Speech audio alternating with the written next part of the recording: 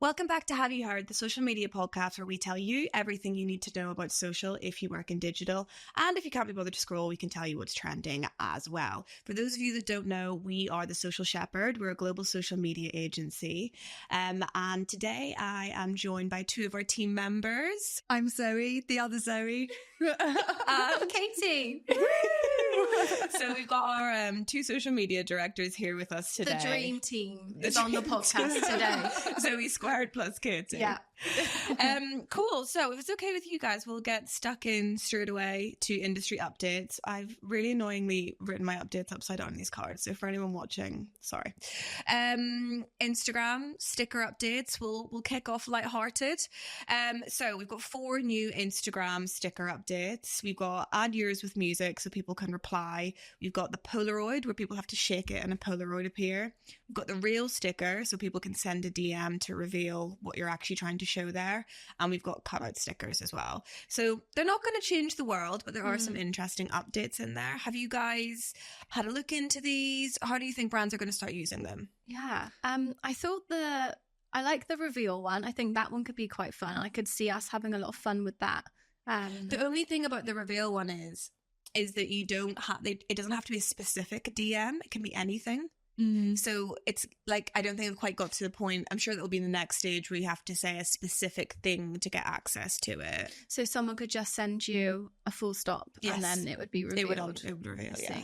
But I guess it is good in the sense that it's shows you who your most engaged audience members are because it's another layer, if that makes sense. I think it's a really fun thing for community management as well, and for brands to show personality in the DMs also where they can. You could probably get quite silly with what you reveal as well. You could have a bit of fun with it and almost like prank people a little bit too. So that could be quite fun.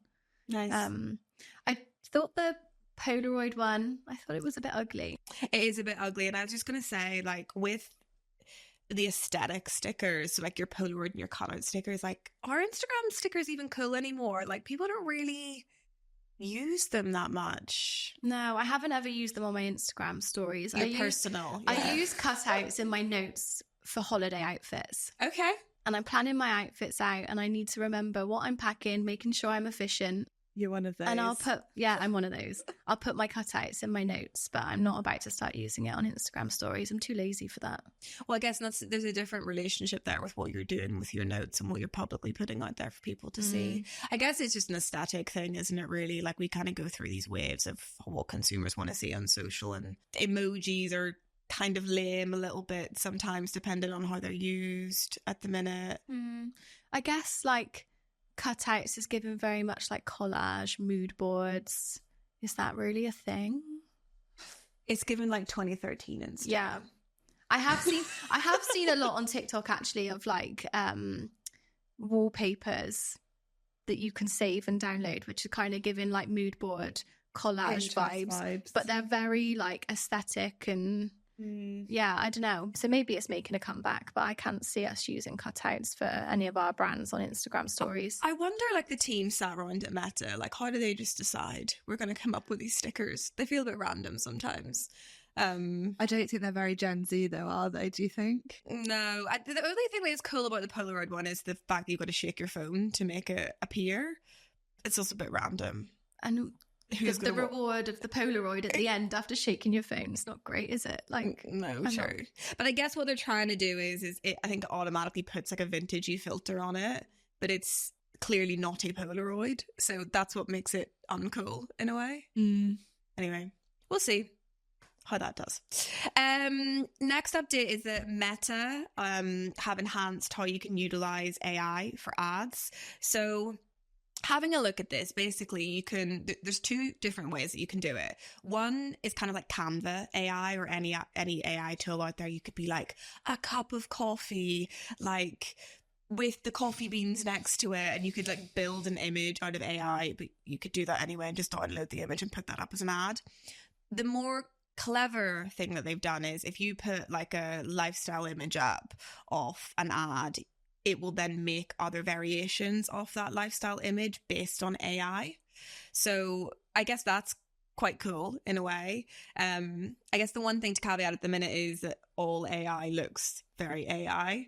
So my question to you guys is, would you buy something from an AI ad. Ooh. Depends how well done I think it was. And how creative it is. Yeah. And the product. Yeah, I think if it was like just a basic like stock imagery AI, I'd probably be like, well. But I think if they've been a bit creative with it, I think it would be interesting. Yeah, if it grabbed my attention, if it like resonated with me aesthetically, then maybe. But not if it's looking stocky and cringe. I think as well, like it's important to still show brand personality through that creative. And if everything's then going to start becoming automated and looking very similar, are you actually going to start to resonate with that brand like you once did if they did have this whole creative? It's hard whenever we get into creative because AI will become more intelligent. It will get better. It will start to look like real lifestyle imagery. But then where does the individual like personality uniqueness kind of come out from that? It's like when we talk about best practice, for example, if everyone did best practice, then no one would be coming out on top because everyone would just be using the same bid strategies, for example. So how, like, I find it really difficult to kind of understand the role that we're going to play, particularly in creative moving forward. And, you know, there's potentially some remit in people being able to use keywords, for example, and AI triggers the best that can possibly be done to get the best out of AI. But how do we think that's going to impact? Because if we think about a creative shoot today, we might go and say, okay, well, here's our base image, but we're going to get 10 variations of that image. And then those would be the basis for some testing, for example. But if AI can just take the base and create the 10 images, then are we just creating more bases? It's a scary subject. Yeah, it is. I don't know. I can't ever see AI fully replacing like the human touch. I think as much as it will evolve and get more clever and better, I don't think it would ever fully. I don't think it will fully replace. Yeah. I think we're being a little bit silly as humans as well. Like we literally are replacing ourselves with robots. It's like iRobot all over again. I do believe people, whenever they say like AI is a really big threat to humanity as we know it. Anyway, that's very deep for this podcast. It went from 0 to 100 real quick. But I think we'll have to integrate with AI more than it will be it fully taking over. But I think they'll take a lot of stuff off of our plates. And what it does mean is that we've got to get better. That's creatives. We've got to get better as strategists. Yeah. I guess it's like a really good thing though for, you know, brands that have a super small budget for paid ads as well. So good cost effective. We're actually using AI to edit some of this podcast. Wow. To chop it up? To chop it up, yeah.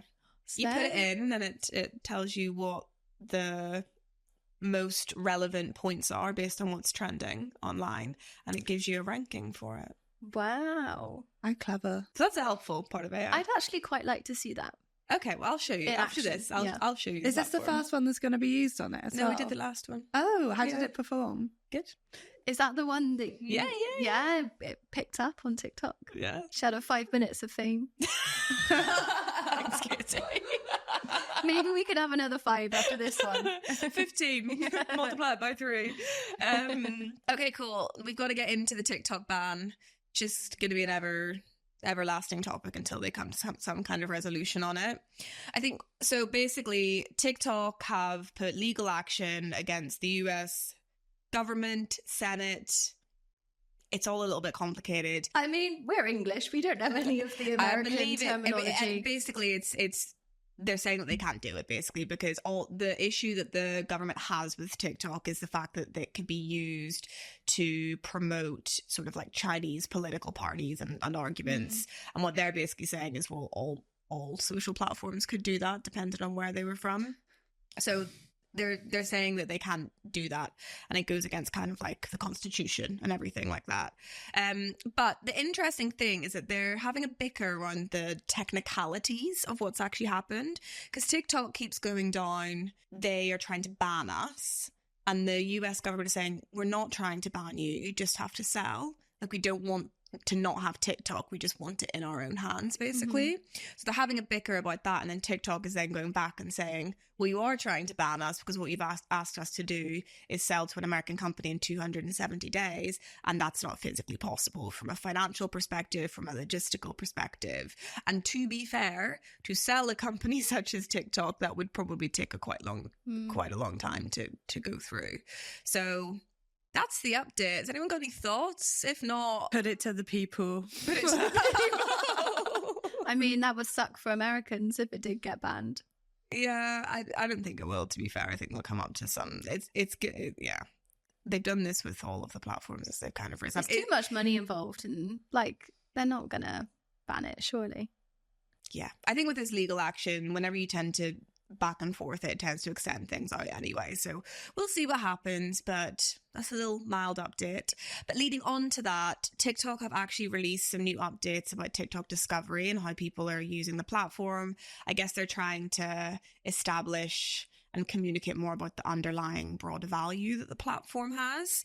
So we already know that Gen Zs are massively, that's where they discover things, it's where they make purchasing decisions from, but they've actually given us a little bit more insight. So they've teamed up with a company called Material, who I believe is similar to, a Dash Hudson of sorts. And these are the stats that they've come out with. So 41% of people believe TikTok search is entertaining versus 32% of social media platforms and 16% of traditional search platforms.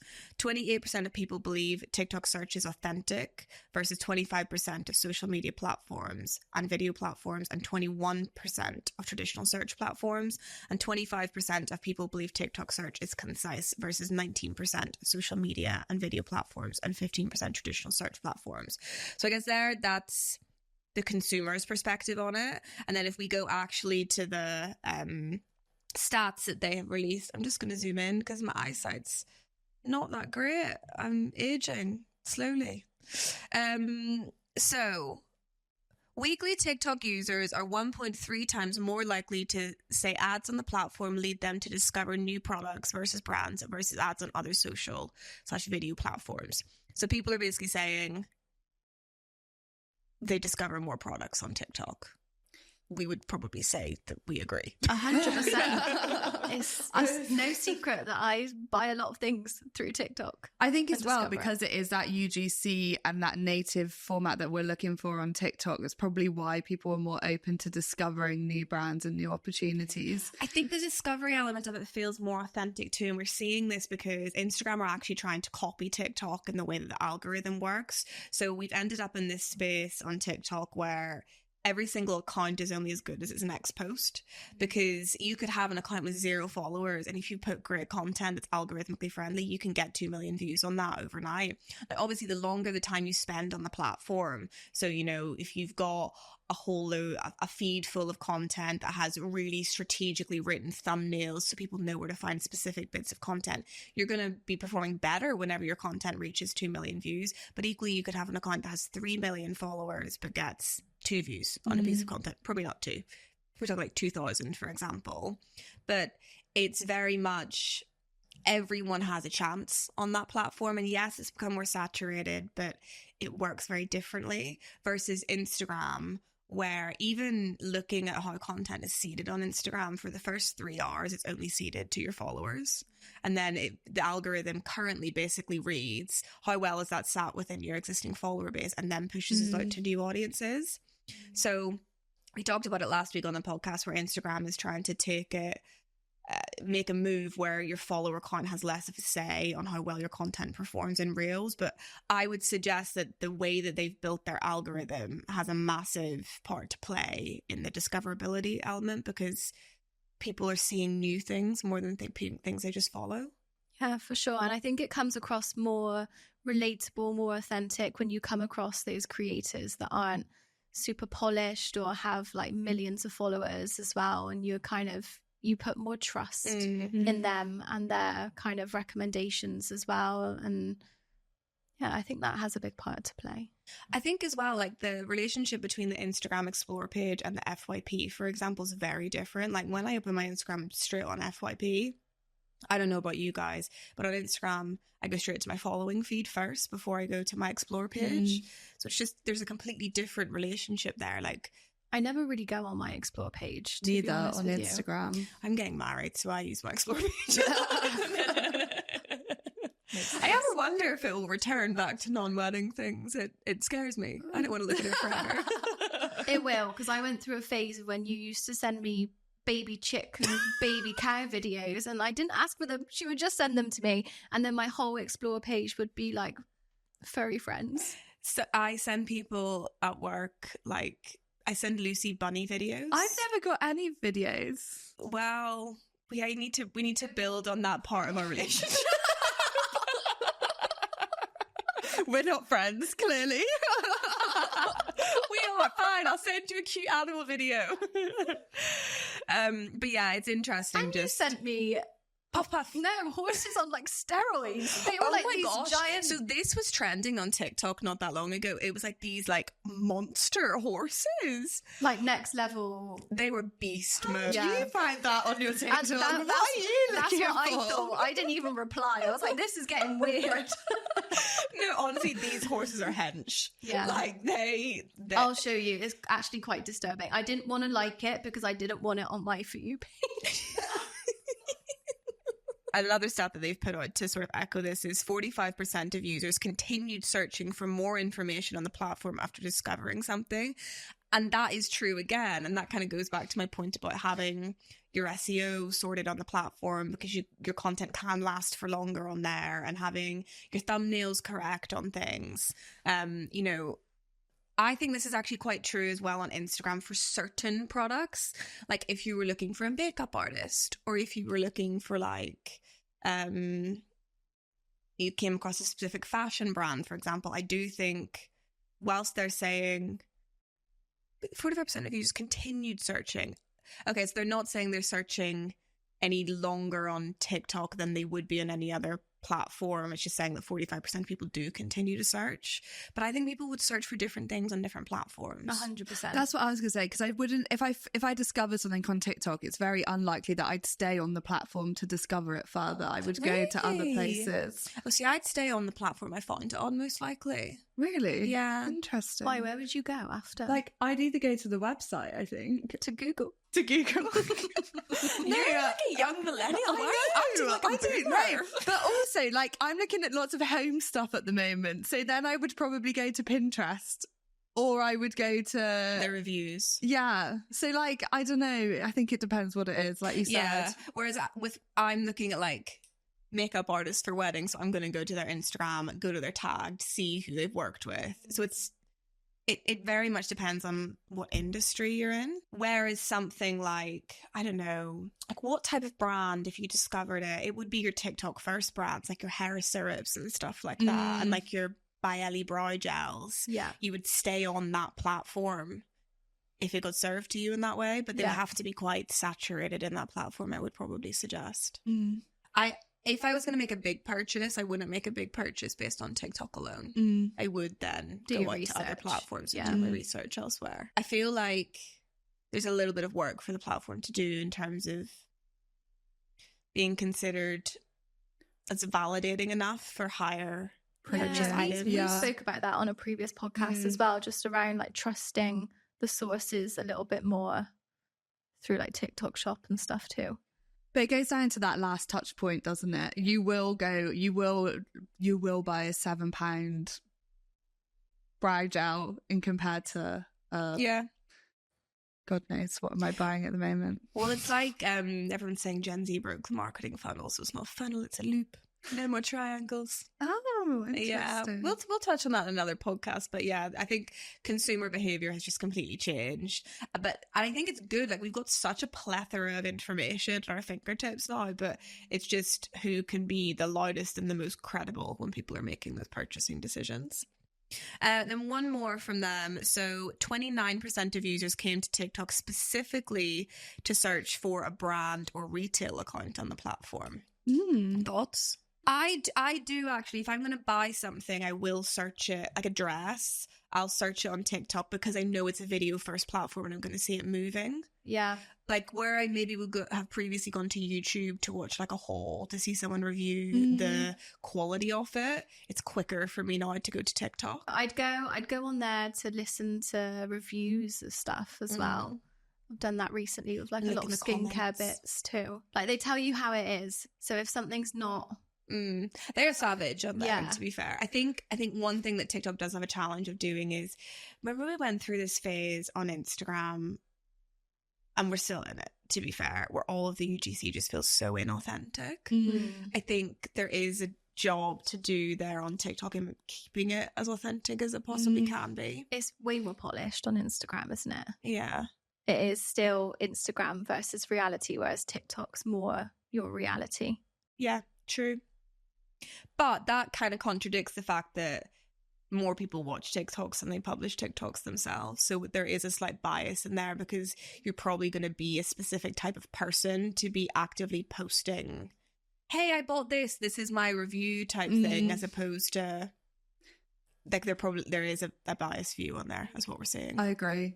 I also think it goes back to that thing, doesn't it, in terms of people leave a bad review but nobody ever really leaves a good review. Yeah, so it sways it a lot. I think that's one other thing to caveat as well, is when we are working with clients, and I'm not going to go into specifics here, but clients sometimes can be really hyper focused on just views, and I'm always like, you can't do that.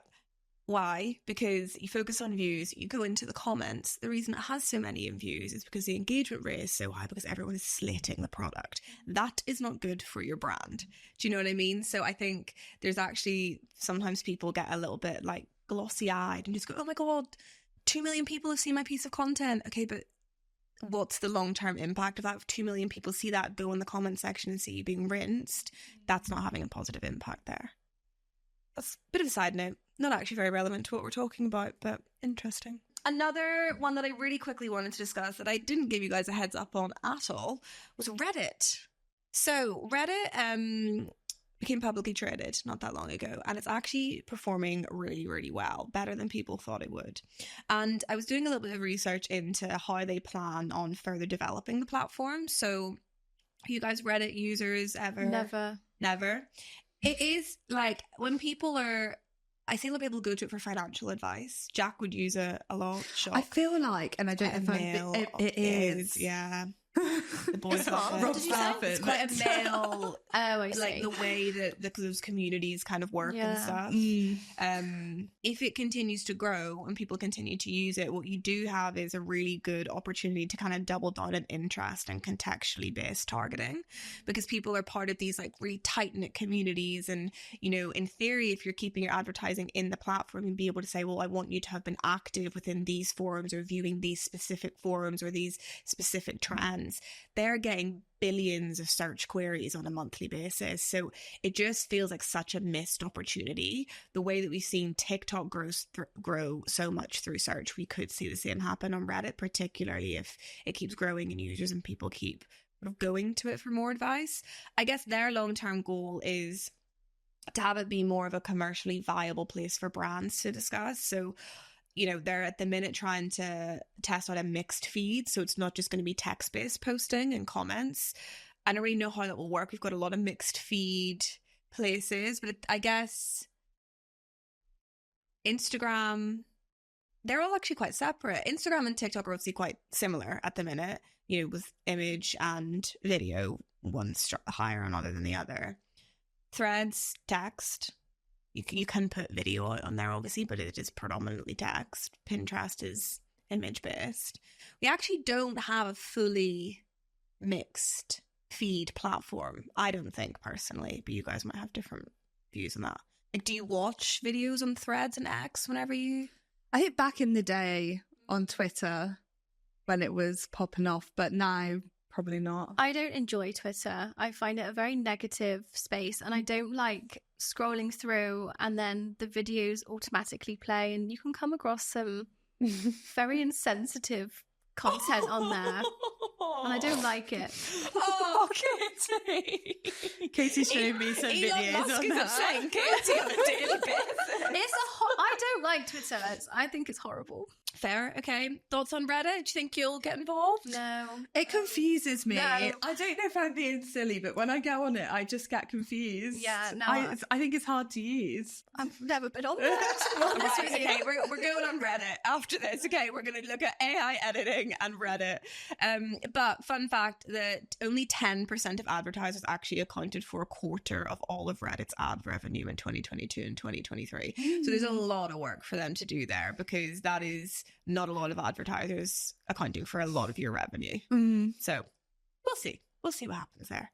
Right. Those are our industry updates done. Have you got anything to add? Anything you've seen on the platforms? How have your weeks been in the world of organic social? What are your clients asking for? Anything in particular? What are my clients asking for? Not a lot at the moment, to be fair, which is They're quite happy. They are happy. They're really happy. No, nothing to add. All right, fine. Well, we'll get straight into some other topics that I wanted to discuss was, so feeds. So we kind of talked about this earlier about the fact that where people are seeing content from is becoming less dependent on your follower count and stuff like that. And it kind of got me thinking, you know, Bumble recently did this whole rebrand where they deleted all of the content off of their feed and completely restarted again. What is the value of having a curated feed, or has it lost its value? Is it as important anymore to have attention on the feed?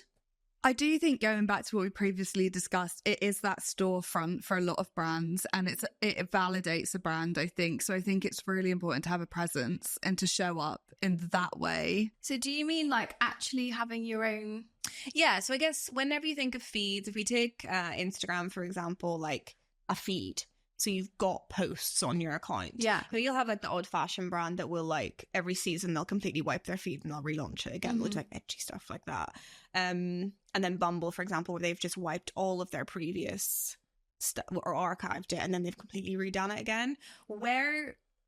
What's the value in doing that? And are they actually going to get a negative reaction to that? Yeah, for me, I think it's a negative, because I think if I was to go on an Instagram feed and they had one on an Instagram profile and they had one post, for me that's not like a trusted source. So I feel like the more content that's there and available for me to scroll through, and I see that they're active, they're in the comments, they're replying to their audience, and they're actively posting on the platform, I would feel and it's I also more trusted. think to show the growth of an account as well, like to see where they've started and where they've come from. I think that's important too, from that from that validation point of view. Is that more important though for product-based businesses? Because if we look at a Bumble, for example, what were they losing? Do you know what I mean? It's not a physical product. But a Bumble is a Bumble. They're like, everyone knows what Bumble is. So you think you can get away with it once you've built up that if you're level like a of brand household awareness? name and people know who you are that trusted source already. You don't need to do anything to gain the trust of new followers, because everyone knows who you are already. Whereas other brands, I don't think they'd be able to get away with that. So do you think if you're not fully... I guess for a brand like Bumble, they've been going for quite a long time, actually. So whereas brands now literally start an open shop from social from day one.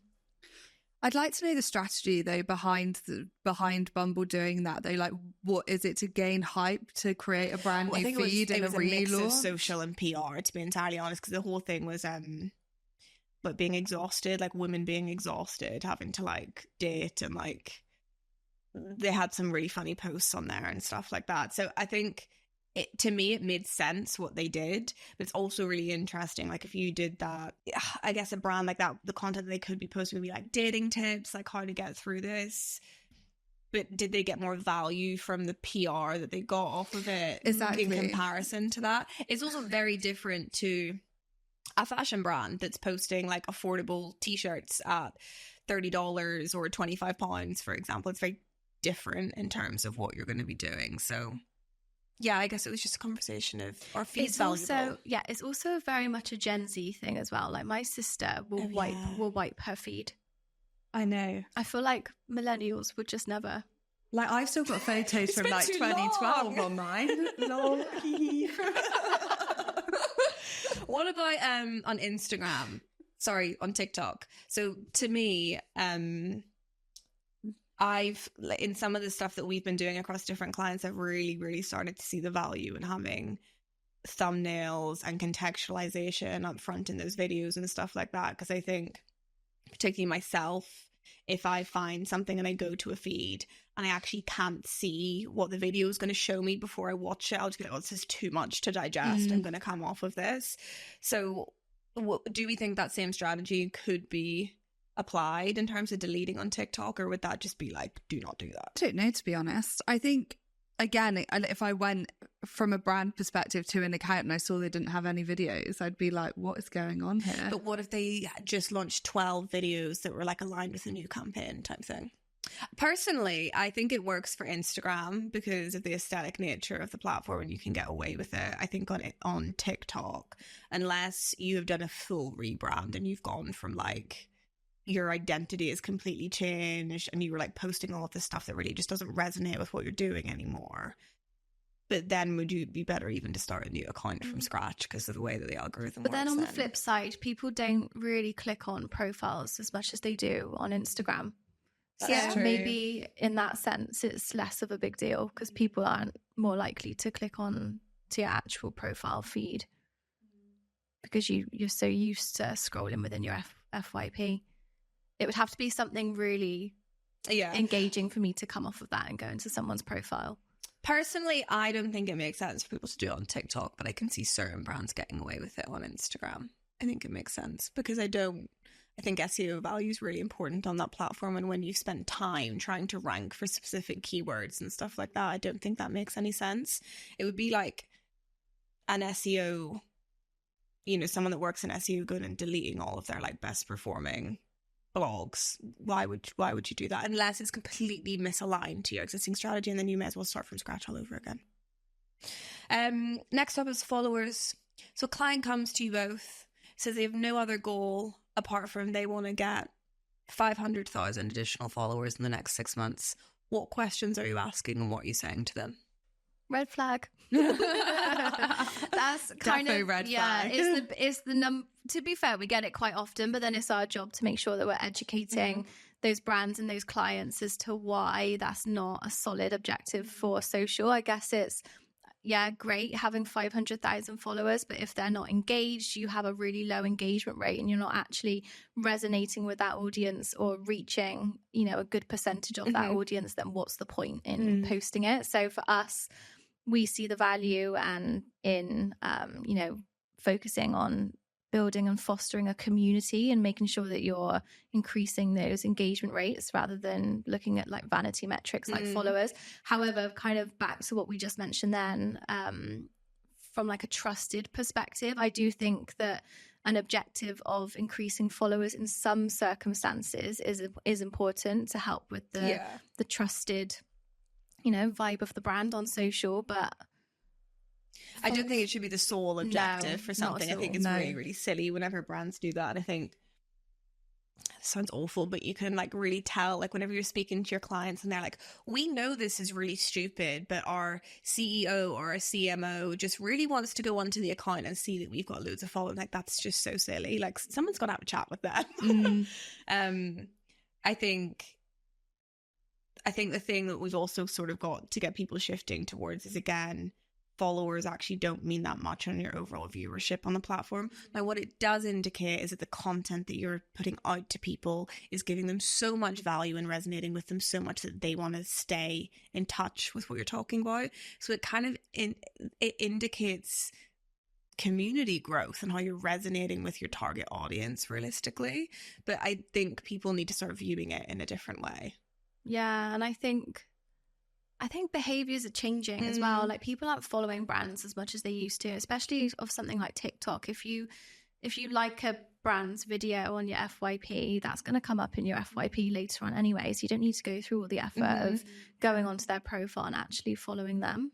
I'd probably suggest like reach is more important. Like overall reach, and whether you're looking at views on TikTok, for example, or impressions or reach on Instagram, I'd say that's probably more important. I do think you're right though, in the sense that followers can be good for a brand from a sense of credibility. I think they can be important, but like we've just seen, those algorithm updates, they actually don't have much weighting in terms of, it's not like you're going to spend all this money growing these followers and then naturally all of your content is going to get a higher reach. Like, it doesn't, the payoff is even more vanity based than it was even a year ago, and we were still saying the same thing to brands.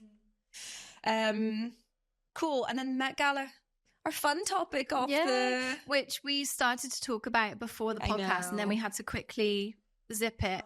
Yeah. So there was a couple. So I tried to do some research into this, and what I was trying to understand was, is it still relevant? Is the Met Gala still relevant? So I looked at it from a Google search trend perspective, and the line has not changed. So you peak up to 100 in interest over time. You dart back down to 60 the next day. The day after that is 33, and then you stay at 22 for 2 days, and then it's done. So it's stayed the same since as far back as we can go in Google search trends. So from like a search perspective, there's been no change in the relevancy of it.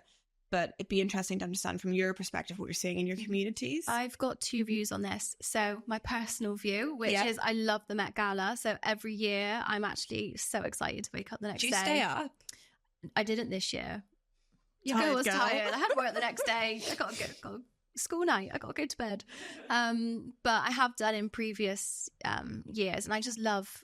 It's my favorite thing to do. Is like looking at all the outfits and just sat there with no makeup on, hair in a messy bun, in my loungewear, like fully judging these celebrities in their outfits. But I love it from that perspective. But I have seen quite a bit of backlash this year in terms of the Met Gala, just in terms of timings. I guess there's lots of stuff going on at the minute politically, and I've seen lots of references to Hunger Games, and comparing the Met Gala to the Hunger Games, which and I can understand why that's going on, if that makes sense. But yeah, I think if we think about the relevancy for brands and the impact that it has on them, do you think brands that hop on reactive moments for the Met Gala, do you think that's a good thing for them to do? You know, Gymshark did Sweat Gala, for example.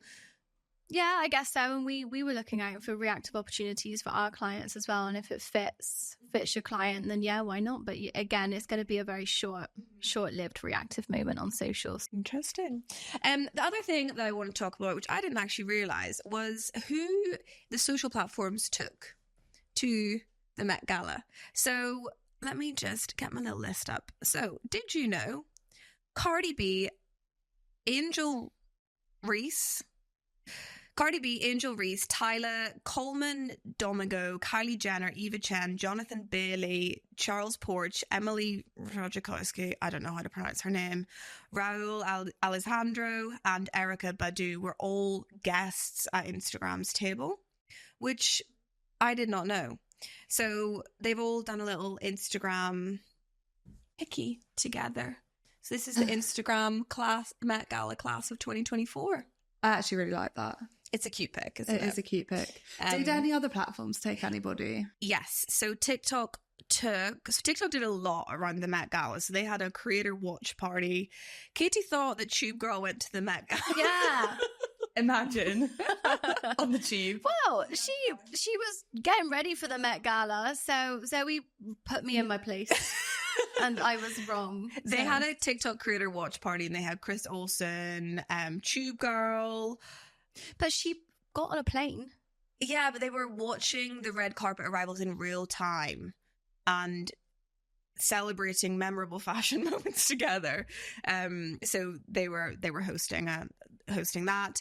And then the TikTok table at the Met Gala was TikTok CEO Shu, Ashley Graham, Camila Mendez, Charlie XCX, Jack Harlow, Joseph Altuzura, Lena Mahouf, Leon Bridges, and Wisdom K. That's a random mix of people. Yeah. So, you know, I would say Instagram had more clout at their table, probably, in terms of who they had with, you know, Cardi B and Kylie and stuff like that. They had the budget. But TikTok did more around it in terms of, you know, they had that watch party. They really delved into their community and people that had done that. Now, granted, Chris Olsen and Tube Girl did not get to go to the actual Met Gala, which I'm sure they would have loved. But I think it's nice that they did a little bit more around it and encouraged people that have grown on that platform as opposed to just kind of adopting celebrities and taking them. Yeah. I saw quite a few TikTokers as hosts as well, doing like interviews on the sidelines too. Yes. There was a girl and she was like Spanish and she had like lush brown hair. Hello Teffy.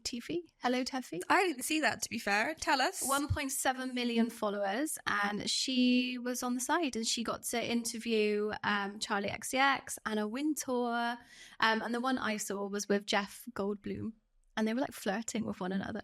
Ooh. But my favorite thing is then to look at the comments, and I just find that TikTok users they make things so much funnier by their comments, and people were writing things like, they were like, girl, he wanted you. Something happened here. Are we all giggling and kicking our feet right now? That was literally me watching it. Do you guys comment on random TikToks? No. This is what I mean. Like, it's such a saturated platform, but there's such a high percentage of people that are just, they're like voyeurs. I just feel like I'm not funny enough. Oh. I feel like you have to be a certain type of funny, no? Like, to comment on these videos. Like, I just feel like the comments I see on there, I'm like, how have they even thought of that? It's just so funny. Other thing with regards to the Met Gala that I wanted to talk about was Tyla and the sundress, because looking at, you know, celebrities that have kind of done well off of this, you know, Kendall Jenner, we talked about her last week on the podcast, but she has been on a steady decline of Instagram following. She peaked up a little bit and grew a couple followers, and then she's gone back to her decline. But Tyla is someone that actually did really well. So for those that may not know, Tyla wore a sundress from Balmain. She looked amazing. Yeah, she looked so good. She had to be carried up the stairs. She looked like Princess Polly. Like, it was so cute. Polly Pocket. Sorry, Polly Pocket. That's what I meant. I've actually seen quite a lot of TikToks of people being carried like that as well around. So isn't it funny how that's someone's job as well? They like hire all these men in suits, and they're just there to like hold all the women's like dresses and like carry them up the stairs and hold umbrellas and stuff. It's mildly bizarre, the whole thing. So yeah, looking at interest over time. So Tyla went from 20 all the way up to 100 when the Met Gala happened. And if we also look at the search sand dress, which I don't think is going to be a very common search pre-Met Gala, but again, it went from 6 all the way up to 100, and it is still at 57 today. So that's done really well. And then if we look at, let me get my little tool up. So Tyla, also just a flag, Tyla has a great engagement rate, 14.39%, which is 12.69% higher than average celebrities. So, like, she's killing it. But she's popped off on TikTok. She has, it's the TikTok effect, isn't it? But she, in the last week alone, in a week, she's grown 400,000 followers. And in a month, she's grown just under 1 million. She also did the campaign with Gap, didn't she? Yeah, she did. So, like, she was already declining quite steadily, but then there's a huge jump. It's just like a cliff, basically, whenever the Met Gala stuff came. That was her first Met Gala as well. I know. She was like all across the best dressed. Imagine going to your first Met Gala and being best dressed. Being one of the best dressed. Remember Kim K's first Met Gala? Gala. Oh yeah, she went as Kanye's guest. Yeah. Oh, she was really pregnant, wasn't she? What did she? Was that the pregnant one? Yeah, the flowers. I feel like if I got pregnant, I would swell up like that. Oh gosh. I'm actually just trying to see if Balmain had the same impact. Yeah, so they were like coasting on Instagram followers. They've actually, something happened on April 22nd. We'll have a look at what that was. Probably some type of campaign went live or another partnership. Then they started really quickly picking up. When the Met Gala came about, again, cliffhanger again. So both Tyla and Balmain equally sort of benefited from that partnership. And I thought it was really cool what they did. I think they kind of won the whole social media side of the Met Gala because they took that video of her dress being cut whenever they were in the Met Gala. And it just felt, she's just so relevant at the minute. And it felt kind of like a little bit of a dream. And even the concept behind the outfit was really good as well. So Tyla did a really good job. Other thing I saw in the Met Gala was, didn't even see Katy Perry's AI thing, and like people actually got fooled. Like her mum was like, that was in the social team chat. Yeah, somebody thought she it was real. Yeah, I was like, honey, she didn't go. That's AI. Yeah, but I thought it was quite interesting that she didn't even go. Yeah, a lot of the talk on social was about Katy Perry. Have a look and see if her search. Yeah, she's on a big comeback. Actually. Uno momento. Let me get my tools up. She did have a peak, so she went from 42 up to 100 on Google. And then in terms of her followers, she did, because her mum texted her and was like, didn't realize you went to the Met Gala, lovely dress, darling. And she was like, Mum, I didn't go. And she like posted the screenshot of that. It's quite cool. Firstly, Katy Perry's not got a great engagement rate. She's at 0.24%. She was declining in followers, and then whenever that happened, she jumped up 207 like 20,000 followers whenever she'd already been sort of declining. I think that you're seeing that a lot with a lot of the celebrities that have been around for a while. The people that are increasing or kind of flatlining at the minute are more your social media influencers, your people that are up and coming, like your Tylas and your Sabrina Carpenters. But that is to be expected because they haven't got that audience base already. Where it becomes impressive is like your Taylor Swifts, for example, where they have maintained, like, whilst yes, it might not be cliffing as much, but they're still going significantly up, even though, does Taylor Swift have any more followers to gain? Do you know what I mean? Oh my God, she's taken over the world. Exactly. I'm not a Swiftie. Are you? I'm not a Swiftie. Oh, I love Taylor Swift. I went to see Taylor Swift when I was 15 and I bawled my eyes out. Did I love her. you? Would you go now? Yeah. But I would want to see like her country albums. Because I used to feel like I had curly hair whenever I was younger, and I still do, and I used to feel like we were connected. Anyway, the Met Gala, you know, I think some people did a really good job of it. Again, controversial this year for very understandable reasons. But yeah, that's that. If you guys got anything to add, BBL Drizzy. We were going to talk about Drake on the podcast, but maybe we'll leave that for another day. Exit today. Well, didn't make the cut. One thing too is Kendrick Lamar has grown 1 million followers in a week, which is pretty intense, to be entirely fair. And Drake's also trending at the minute on TikTok. So we won't delve into it too much. They're beefing. That's none of our business. We'll stay out of it. Anything else to add from you guys apart from BBL Drizzy? No. Nothing. No. Nothing to add. Fabulous. Thank you for having us. Thanks. Thank you It's for been a pleasure. joining. And thank you for listening. Please join us next Monday. And we'll give you more updates on what's going on in the industry. Like, subscribe, hit those buttons. It makes our day, our week, our month. And have a fabulous week. Bye.